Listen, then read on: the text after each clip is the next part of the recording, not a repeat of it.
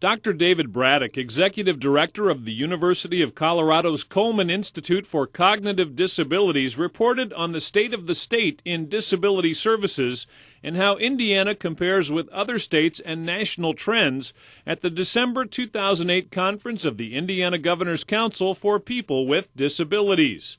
The presentation is based on his report, Establishing a Tradition of Commitment, Intellectual and Developmental Disability Services in Indiana. The report was commissioned by the Indiana Governor's Council for People with Disabilities, the Indiana Institute on Disability and Community, Indiana University, the Arc of Indiana, and INARF. You all know you've closed several institutions in developmental disability, so certainly one of the current trends is that. You've grown the ACBS waiver quite dramatically. You've enhanced supported living services and supported employment services to a degree, and family support to a degree, and you've expanded greatly your settings for 6 or fewer individuals. But the difference between you, Indianans, Hoosiers, and most all other states is the fact that you now have no institutions in developmental disabilities remaining.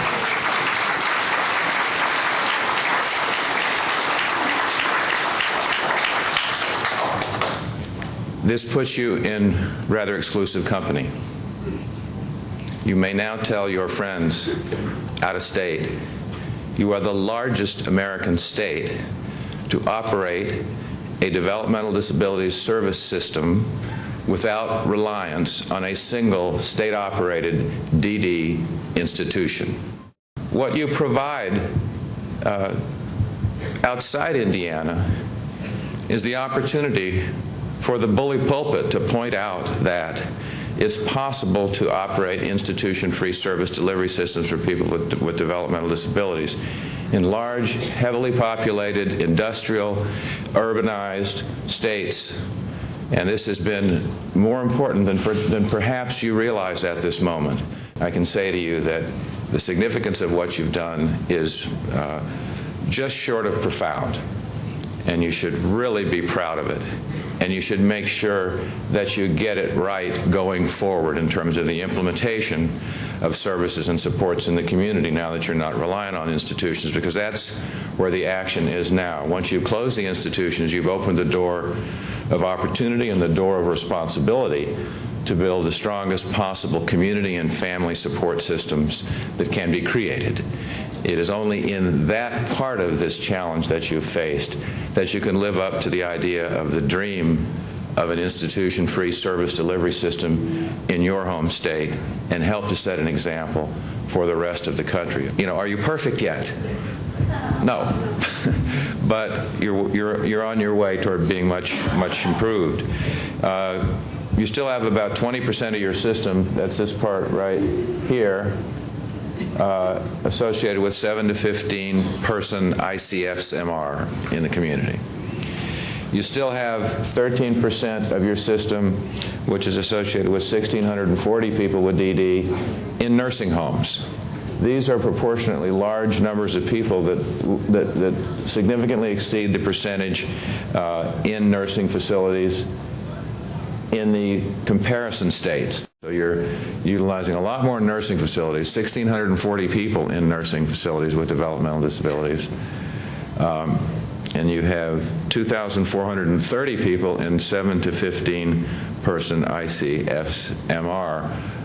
This slice being much larger than the 7 to 15 ICF-MR slice for the rest of the Midwest region. So overall, you got 63% in 6-bed or fewer settings, 6-person or fewer settings, compared to the region, which is 68%. So you're still, in terms of the utilization of 6-person or fewer settings, a little behind the modal state in the Midwest region. So just as I had you built up being awfully proud of yourselves, you can see there's still more to work on, right?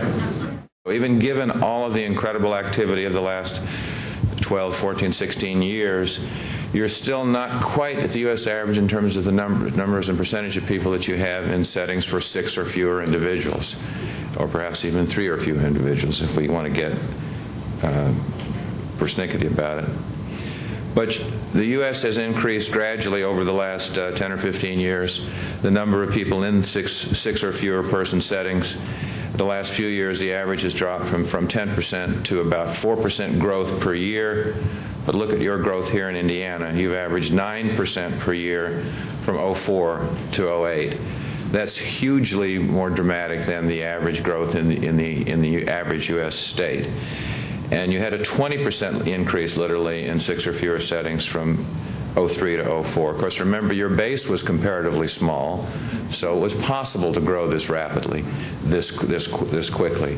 You have to perform at a reasonably high level in terms of developing community and family supports and supported living and the community residential settings for 3 or 4 or 5 people at a rapid rate, or you'll fall behind the transformative phenomenon that's occurring throughout the United States in this regard. We are leaving institutions in the dust. So we're moving through and beyond that phase towards a present in which individuals are supported in their own families, in their biological families, in independent living,